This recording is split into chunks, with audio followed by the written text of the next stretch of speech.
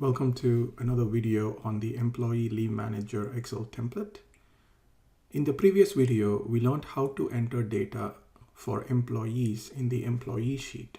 In this video, we will learn how to enter the leave data entries in the leave sheet.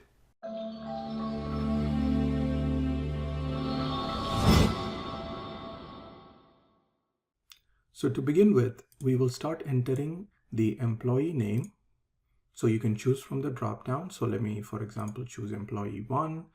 And I know that the color immediately changed. I'll explain a little bit about the data validations that are put in place for the different colors. So you can see the legend here on the right. So this basically means we haven't fully entered the data yet. So that's why it's showing the data validation error. But we will continue by entering the date of the leave for employee 1. So let's say, for example, the employee took leave on August 1st. So I'm going to type in August 1st, 2019. The end date is also required. So you want to put the same end date if it's a 1-day leave. So I will put the same date, hit tab. And now I see that it's 1st August to 1st August. And I see a different kind of data validation error here. This basically means the leave is starting after the employee has left the company. So let me just choose another employee who was still employed in August 2019 in the data set here. So employee 2, August 1st, what type of leave was it? And this is the drop down based on the leave types that we entered in the settings sheet in one of the previous videos. So now let's say, for example, I'm going to choose vacation as the type of leave, and I have to enter the daily leave value. For example, if it's a 1-day, whole day leave for this employee, I will type in 1. So this is how you can enter an employee's leave entry, the employee who's taking 1 day off from August 1st to August 1st. This would mean that the leave that will be deducted from the balance for this employee will be 1 day. You can also enter partial days. So for example, if it's a half a day of leave, then I would type in 0.5. So keep in mind that this is fraction of day that we have to enter here and not in terms of number of hours or any other method or unit. We have to enter the daily leave value. The maximum it can go up to is 1. If the employee is taking multiple days of leave, so let's say, for example, from 1st August so let's say, for example, August 5th to August 9th. But let's say in this case, the employee is taking half a day every day. So from 5th to 9th, half a day every day. So that'll include 5th, 6th, 7th, 8th, and 9. So that would be 5 days of half a day each. So 5 times 0.5 will be 2.5 days of leave that will be deducted. So the template will automatically calculate it, so we don't have to change it. So let's say, for example, if the employee took 5 whole days off, then you will enter 1 day is the daily leave value, and that one value will be applied to 5th, 6th, 7th, 8th, and 9th. So 5 days of 1 day value each, totally 5 days of leave will be deducted. And we should not enter, for example, 5 as the daily leave value, and you will get an error message that may say, please enter a number between -1 and +1. And that's because the value that is needed here is daily leave value. So the maximum can only be +1. So now we learned how we can enter a single day of leave, also multiple days of leave. And we also learned you can choose the specific leave type, and the employee name is in the drop down. So if you enter an employee that's not in the list, you will immediately get an error message that says, please enter the right employee name. So those validations are already in place. Now let's talk about a scenario where the employee is taking vacation between August 16th and August 19th, and we have 1 day of leave value. This is important. This example is to illustrate how the leave calculations work when there is a weekend or holiday in between. In this case, August 17th and 18th are actually Saturday and Sunday, and 16th and 19th are the only 2 work days. So when the template calculates the leave used by the employee, it will only count as 2 whole days. It will not count as 4 days, because it will automatically know that the 17th and the 18th are weekends, and we should not deduct the leave balance for employees because those 2 days are already non-working days for the employee. So this is how the template will handle the weekends and holidays when we enter the leave entries. Now let's talk about a scenario where we have makeup days. Makeup days are nothing but the employee is working on a day which is supposed to be a weekend or a holiday. So as I said, 17th of August is a weekend. And so let's say I put in 17th of August, and the employee, he or she is working on a day which is supposed to be a weekend or holiday.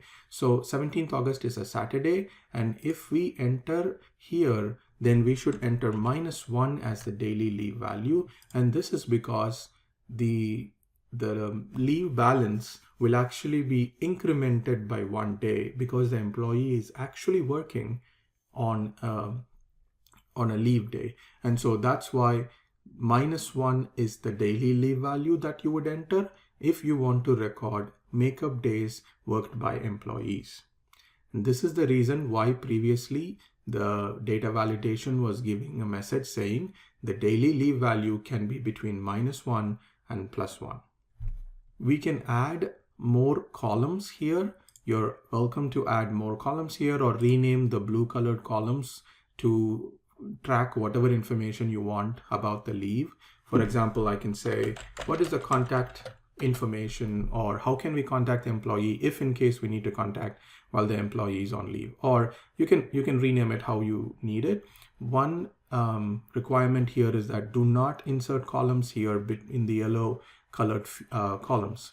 You can add more columns to the end, but do not insert any columns in between, or that would actually break the functionality of the template. One suggestion I would have to make the data entry faster would be, you can always go here and then enter another entry. Let's say, for example, employee 3, and hit tab. And now you see that automatically it extended the table. Now the table has expanded to here. But you will not get a drop down until you actually extend the table. So if you would like, what you can do is to go to this edge of the table, just drag it for a few more rows. And now you can go in and then choose employee 2, employee 4, and enter the data that way. So your drop-down menus will now work inside the table for the leave type value as well as the employee name. So that's one thing you can do if you prefer to use the drop-down to select employees. If you prefer to just type it in, then you don't need to use this approach. You can just start typing in after the end of the table, and the table will automatically expand. So now if you want to delete any of the leave entries, so you can just choose the rows this way, just select the cells, right click, delete table rows. And now this will delete those table rows. And if I don't want these, I can also right click and then table rows. So that's how you can remove any data entry that you would like, you don't need anymore. Now let's talk a little bit about the different validations that are put in place in this leave sheet. So as I mentioned, the makeup day, when we enter a makeup day, if I enter a makeup day for, let's say, Friday, and this immediately will give me a color here that says the makeup day is actually happening on a work day. That cannot happen. A makeup day definition is it should happen whenever you put -1, it should be happening on a holiday or a weekend day. It cannot happen on a working day. And that is why you see this error validation here. And then the next one would be, let me maybe put this as 1.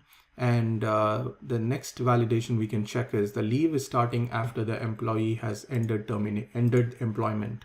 So that is the example that we saw. Employee 1 has already left the company by August. So if I enter an entry like this, then I will see a color appear in the employee name. And if the leave is starting before the employee even started, so let's say I make a mistake and I mistype a very old start date, and even if it is employee 2, you will still see that the blue color indicating that the leave is starting much before the employee has started working at the company. So you know that there is something wrong with the data entered, and you can fix the problem.